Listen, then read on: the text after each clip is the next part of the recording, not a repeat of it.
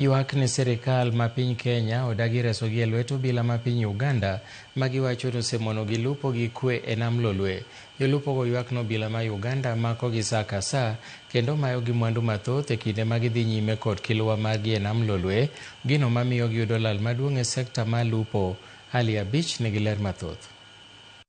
Kuom gini mathoth jolupe nam Lolwe matiyo kod wedhe mopogore osebedo kagolo ywak margi e san ma giyudo kowuok e lweto bila ma Uganda ma gikone mako gi e yo moko winjore kinde ka kinde ka gidhi nyime gi chenro mag lupe nam Lolwe. Jolupe dhowath Masinde okachuru bura ma Suba South ka otelgi kod Joseph Okiri wacho ne ginano matek e lweto bila ma Uganda kinde ka kinde kendo kata doko ni gisebedo ka gichiwo ywak margi to giwacho ni sirikal mar Kenya odagi resogi e lweto bila ma Uganda ma gikone mono gi lupe nam Lolwe.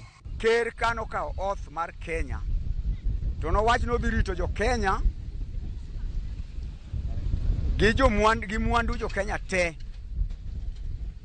nyiso ni boundary mage gi neighbors no dhi timnade no dhi rito.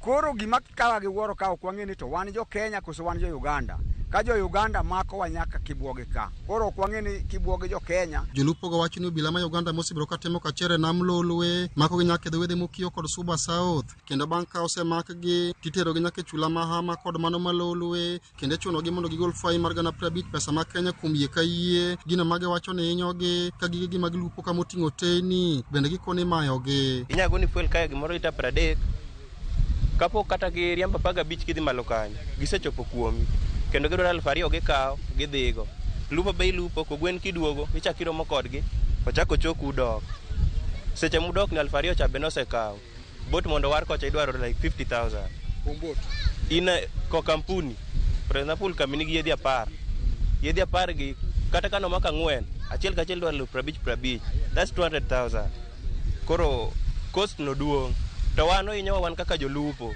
sida mar nam wadhi lupo to Waganda chando e nam nikech wadhi nam to gibiro gi chandowa. Koro kata samoro okichopo kuma Waganda nitiere to gisesiwo kuombi gidwaro pesa, koro gibiro gipenjo wania ni ere pesa mar mafuta momiu kuya e lomotwo to wakono gini amara ka ok Waganda ka wan ma piny ka ni wadwaro pesa kok wamiyo gi pesa to gikawo teni. Gikwayo sirikal mar Kenya mondo koyie to manye yore go eko minyalo tiyogo wach sand mobila ma Uganda osebiro ka sando gi e nam Lolwe mondo gidhi nyime kod tijegi e nam Lolwe maonge tungni. Ningependa tu serikali ya Kenya tusaidie kwa pale Lolwe. Tunapata matasi imekuwa nyingi mpaka sasa hii imefika kiwango wanachapa wa Kenya. Ali Abich, Ramogi TV, Homa Bay.